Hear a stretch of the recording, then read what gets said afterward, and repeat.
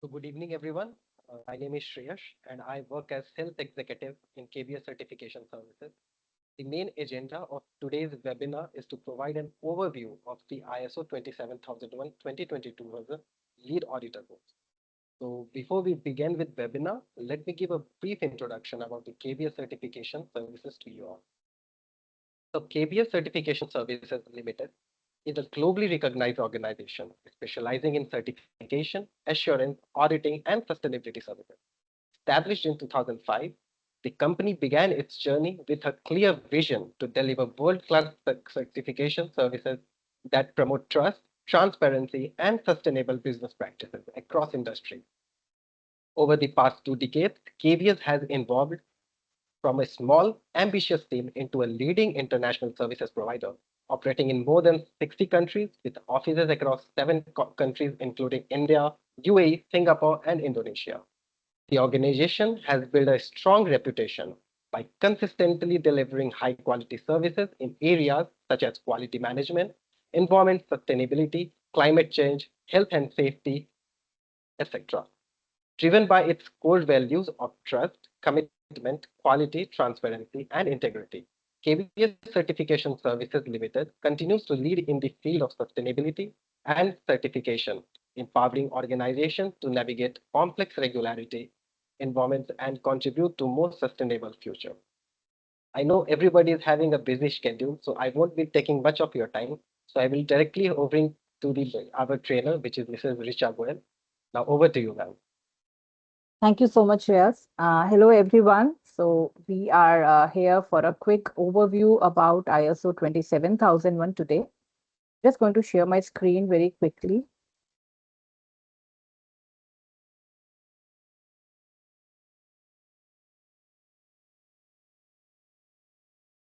So this is a standard which is for ensuring the best practices in the industry for information security, cybersecurity, privacy and protection, and ensuring that information which you have captured has been properly maintained without any leakage.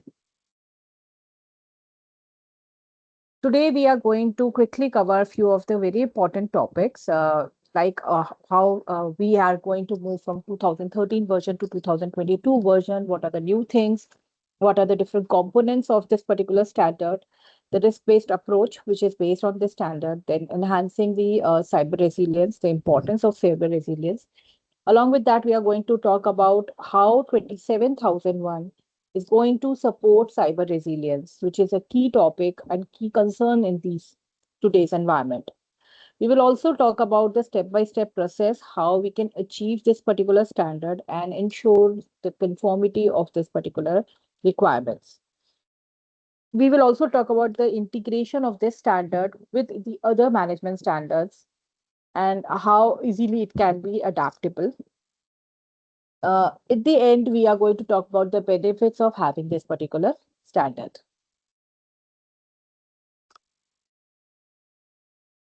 So ISO 27001 has been revised multiple times. The initial version was 2005, which was released in 2005. Post that, the next version was released in 2013, and the current latest version is released in 2022. The life cycle of a particular standard is usually 5 to 7 years, after which it undergoes a revision, and hence we have different versions for the same. With the changing environment, specifically how we are working these days in the hybrid model, and we are using so many cloud software, specifically the Teams and the AWS, Azure for our day-to-day activities, usage of IoT devices, and the concern related to our cloud operations and cybersecurity threats. All these gave the rise to the new standard, which is ISO 27001 2022. This was released in October 2022, and along with that, there has been a major changes in the same. They have changed their Annexure A, which is a backbone of their standard.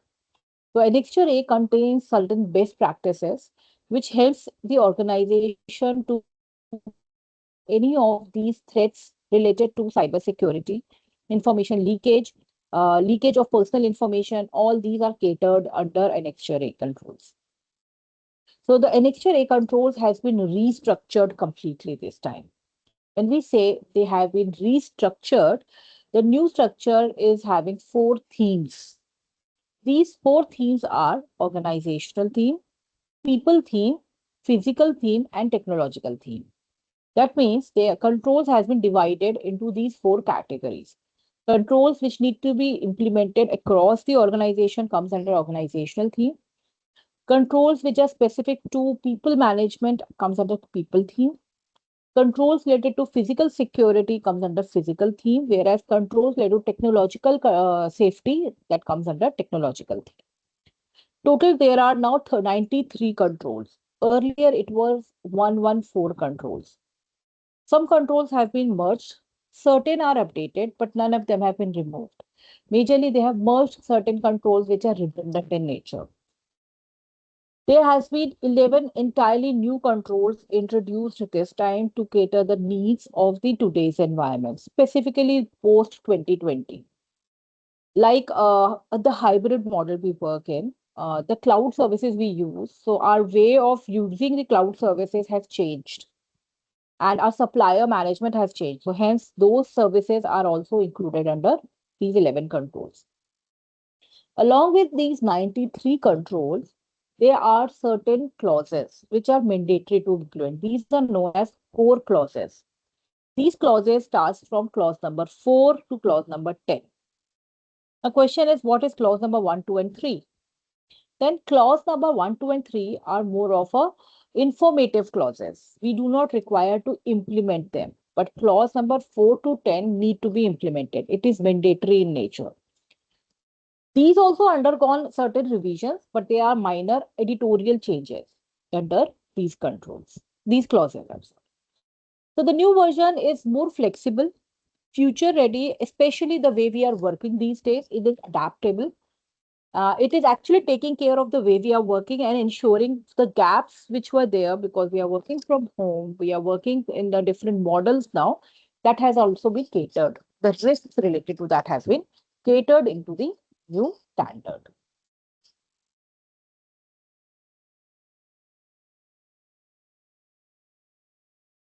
These new controls, which we talked about, specifically the 11 new controls, include something called threat intelligence. This is a new control which has been introduced to ensure that whatever new threats are coming into the market, we should be aware of them. And we should be analyzing them whether they are going to impact our organization or not. Second is information security for cloud services. So, as you all know, we have started using cloud in a very major way. These cloud services has been a good extension to the way we used to work and helps us in the hybrid model. So we are using Teams, we are using AWS, Azure, Git, and Jira's. And I mean, there are so many new tools which have been introduced to make our work easier. But along with that, there are a lot of security gaps which has arisen. To cater those security gaps, this new control has been introduced. Similarly, we used to have a business continuity which was earlier within the walls of the organization. With the hybrid model, now our business continuity has moved out. And hence, we need to check whether we are ready with the technological controls required to implement business continuity. Hence, this new control, ICT readiness, has been introduced. With the introduction to GDPR or privacy laws and DPDP, this has been a mandate that we need to ensure that any of the privacy information, personal information that or confidential information need to be masked from the people who are not required to see it. And hence the new control data masking has been introduced. Web filtering is majorly focusing upon the kind of websites you are allowing or hiding, or blacklisted and whitelisted. Similarly, not only domains, it is also talking about the email IDs, web filtering on the mail point of view, or web filtering on the domains point of view. These are also introduced here. Then there are secure coding. We need to ensure that whatever coding we are doing, wherever the development proper process is, we need to ensure that the coding is secure, written in a secure manner. We need to take care of that. With that, another control called data leakage prevention that has been introduced, which is helping us to identify the points where the data can leak out and in the process, and we need to ensure the coverage of the same. And there are many others, similar ones, the smaller ones. So there are many controls which has been merged together, and few have been renamed also, and few have been updated. So these are majorly done to make it more easier. There were certain redundant controls which has been merged together to help us doing these similar kind of activities in a more streamlined manner. The major point of view while this standard was structured was to ensure that we should not be showcasing the same evidences for the different controls. If the same evidences are getting displayed again and again, then we need to do some kind of restructuring, and that is why the restructuring was introduced. To know more about how these controls can be implemented, you can always join our training sessions, which we keep on organizing in time to time manner. Those are more detailed sessions. This is a very small session, so we cannot focus on too much details. So if we just summarize everything, what we have covered in the previous two slides, they are 4 to 10 mandatory controls. That means clause number 4 to clause number 10. They have minor editorial changes, but they are mandatory, so we have to implement them. Then in Annexure A, the number of controls have been reduced from 114 to 93. These 93 controls have been divided into 4 themes instead of 14, and 11 new controls have been introduced. So this is the restructuring of all the controls. So organizational controls have total 37 controls, whereas people controls have 8 controls, physical controls have 14 controls, and technological controls have 34 controls. So this is how they have been divided into 4 themes. So the next topic is risk-based approach. So our whole information security management system is based on risk-based approach. So the focus area is to identify where the risk is, and wherever we identify these risks, we need to cater those risks. We need to identify the workaround how we can ensure that this risk is mitigated. And we can do this activity by applying the controls. So the requirement of mapping the risks with the controls has been introduced. So our assets, the risk related to these information assets, specifically the critical assets, need to be mapped with the controls through which we can secure them. Now, risk-based approach can also be used to do the risk management. This risk-based approach helps us in ensuring that our resources are properly utilized and timely updated, maintained. It also helps us in helping our business operations to work in a streamlined manner, gain the customer trust, and ensuring our regulatory compliances are met. So one of the key controls in the risk management is 6.1.2 and 6.1.3, the main standard. It is talking about majorly about risk management. This is little different from other ISO standards. In 6.1.2, we focus upon identifying the risks related to our critical assets. We identify their threats and their vulnerabilities and what is the impact on them. We do the calculations and do the analysis to identify a risk score for the same. In 6.1.3, whatever risk we have identified, on the basis of the score we have achieved, we identify what kind of action we need to take. So there are 4 ways through which we can treat a risk. We can either reduce the risk by implementing the controls. We can avoid the risk by transferring the risk to the third parties, usually using the contracts. We can also accept those risks. And these acceptance can only be done with the approval of top management. So we can implement any of the appropriate action out of these 4 as and when required. So let's take a small real world example here to understand it better. So for example, let's say a company heavily relies on a cloud-based operations like Microsoft 365, Google Workspace, Teams, anything. And if the organization does an effective risk assessment, they will identify what exactly is the asset in call, what is their threat, and what are their vulnerabilities. Once we identify that, we can implement a treatment in the form of controlling this risk by implementing MFAs, that is multi-factor authentication. We can also conduct regular access reviews or train our employees against the phishing attacks or best practices for keeping their passwords updated and not sharing them. So this is one of the way through which we can help identifying the risk and securing our information in the similar process.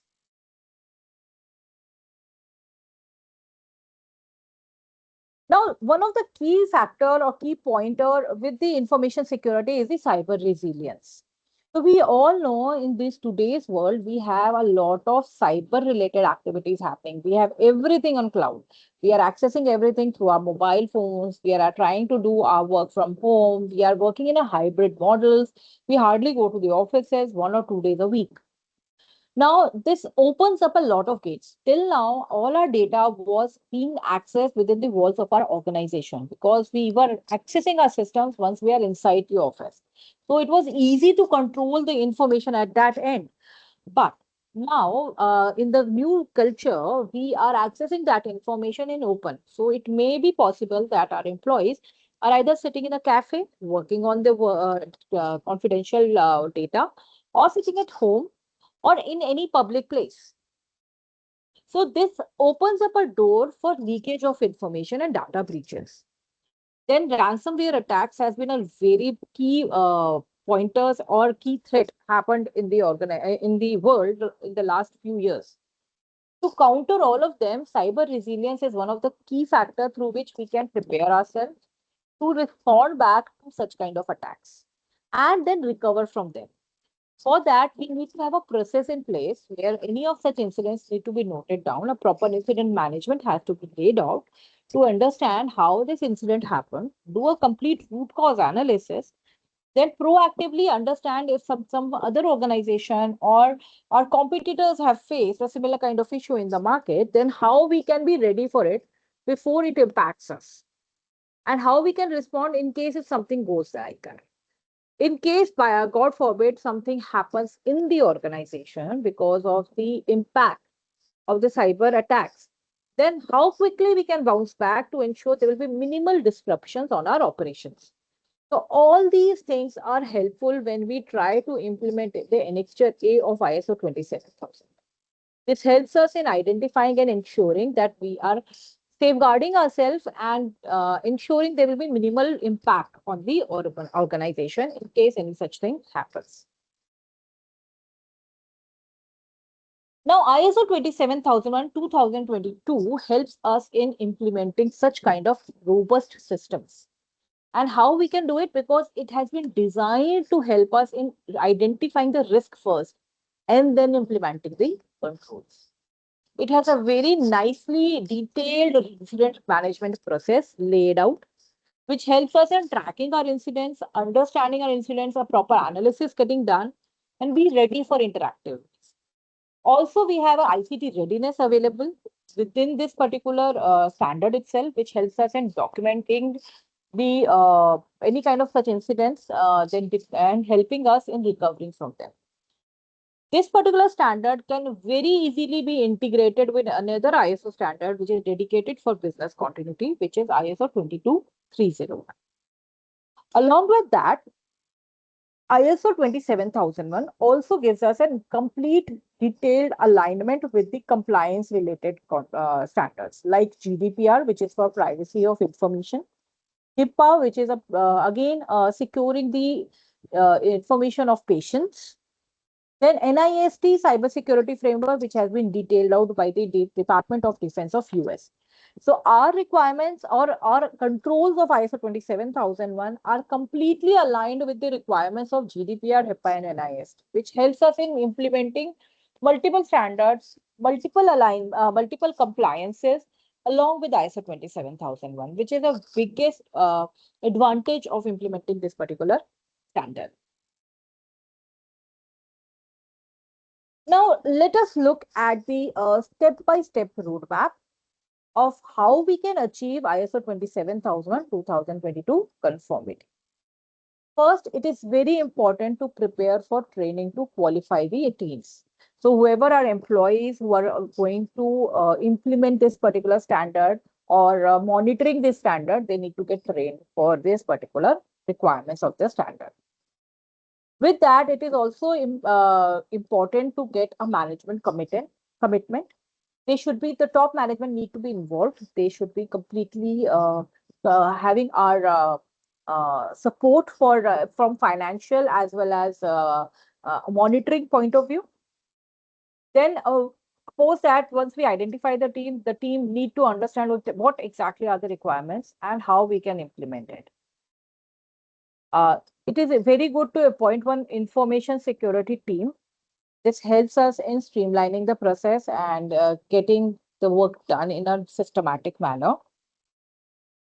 Define the scope and objectives, how much control, how much scope you want to cover in the implementation, whether you want to cover a single organization, a single building of the organization, or multiple buildings, or all the buildings of the organization, or multiple departments or single department, whatever the scope, you identify the scope, and what you want to achieve has to go under the objectives.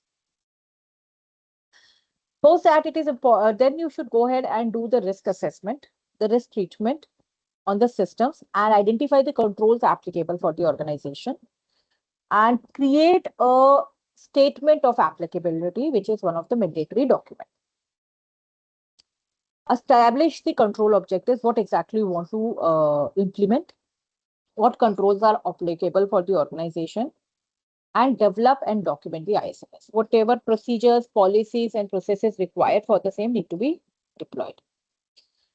Once development of this documentation and implementation is completed, it is also important to maintain, monitor, review, and improve, keep improving the system which you have created. So this is not a one-time activity, but this is an ongoing activity which is happening on day-to-day basis.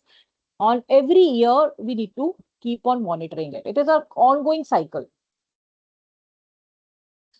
Conduct the internal audits on periodic basis, at least once a year. More is better. And post every internal audit, it is also important to do one management review. This particular standard is directly integrated with multiple other ISO standards like ISO 22301, ISO 9001, ISO 20001, and ISO 27701. So once you implement this standard, it is very easy to integrate this particular requirements with these particular 4 standards as well. Now, lastly, what are the benefits?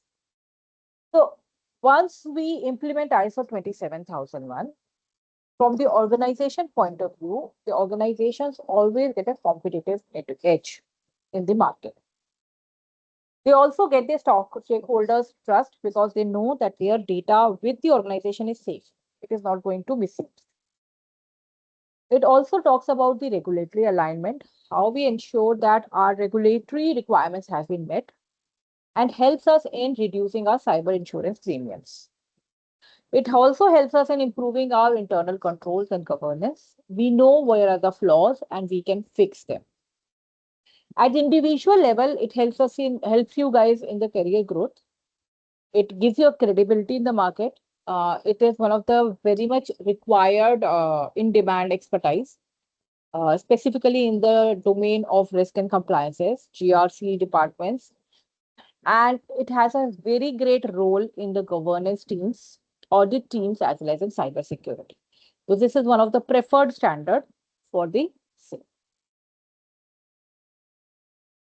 So this is all from my side. If you guys have any questions or if you have any queries which you want to ask, please feel free to ask those.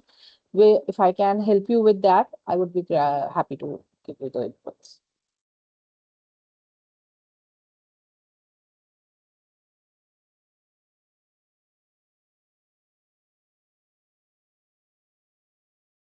Any questions, queries if you guys have?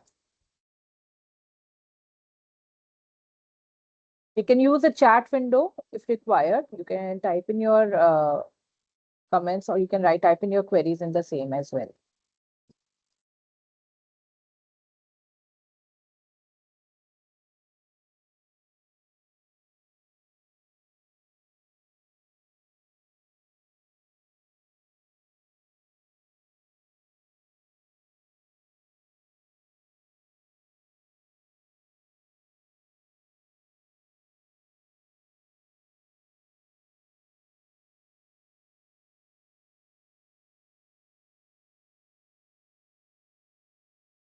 Okay, if anyone has a question, is unable to type or speak up, they can raise your hands so that the team can help you with the muting and unmuting of the mics.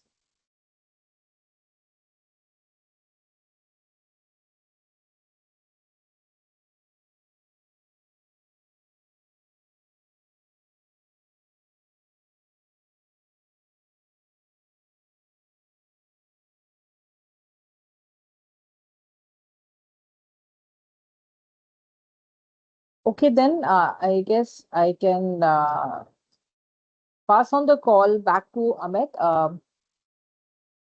Thank you so much. If you guys have any questions in the future, also you can directly connect to KBS. They can help you with the queries you have related to the standard. If you need to have a detailed training related to this, then also you can connect with KBS. They can help you with the training sessions as well.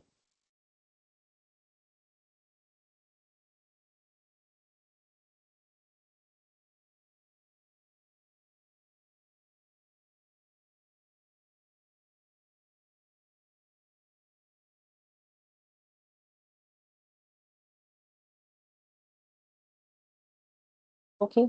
Thank you, everyone, then.